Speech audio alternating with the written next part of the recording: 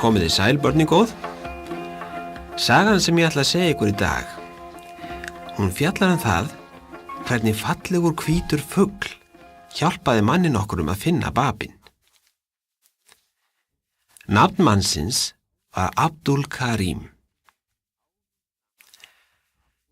Árum saman hafði Abdul Karim langað til að vita meira Guð og boðbera hans. Hann gerði sér grein fyrir því að hann yrði að verja mörgum árum í nám og lestur bæna. Hann nam heilaga ritningar í marga klukkutíma á hverjum degi og ræddi við vini sína innihald þeirra. Stundum las hann langt fram á nótt. Að 2 árum liðnum sögðu þeir sem kenndu Kóraninn að nú væri hann einnig orðinn fær að kenna öðrum. Abdul Karim varð auðvitað mjög glaður þegar hann heyrði þetta og faðir hans vildi slá upp veislu. En Abdul Karim bað hann að bíða með það í nokkra daga.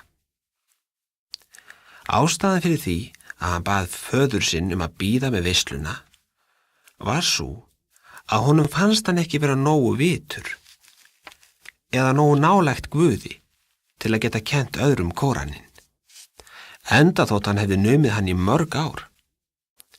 Hann vissi að kennari Kóransins ætti ekki gera nein mistök. Hann fór inn í herbergið sitt og baðst fyrir alla nóttina. Hann bað Guð að segja sér hvað hann ætti að gera. Á meðan hann baðst fyrir, sá hann sýn. Hann sá mann ganga í átt til fjölda fólks. Andlit fólksins geisluðu hamingju.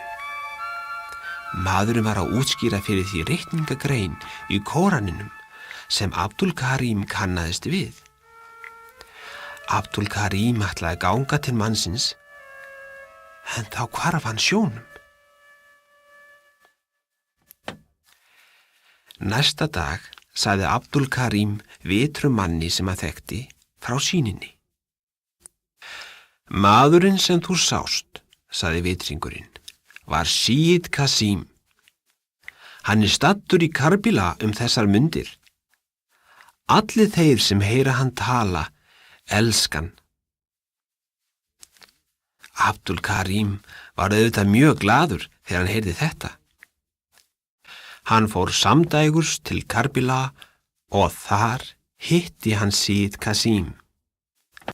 Hann var sami maðurinn sem birst hafði í sýninni og hann var að útskýra sömu ritningagreinina þegar Abdul Karim bar þar að. Hann var að segja þeim sem voru að hlusta á hann frá hinum fyrirheitna. Hinn fyrirheitni, sagði hann, lifir mitt á meðal fólksins. Undirbúið leiðina fyrir hann og hreinsið sjálfiðar svo að yður megi takast að þekkja hann. Þér ættuð ekki að hvílast eitt andartak fyrr en þér hafið fundið hann. Abdul Karim dvaldum kyrrt í Karbila nokkur tíma áður en hann hélt aftur heim á leið. Hann var önnum kafinn á hverjum degi, en hann baðst fyrir og hugsaði hinn fyrirheitna á næturnar. Hann bað Guð að hjálpa sér að finna hann. Nótt eina sá hann aðra sýn. Hann sá snjóhvítan fugl fljúga yfir höfði sér. Hann settist í tré við hliðina á Abdul Karim og sagði undurblíðri röddu: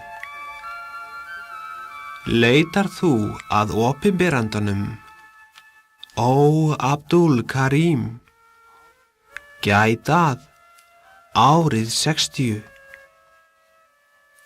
Síðan hvarf fuglinn.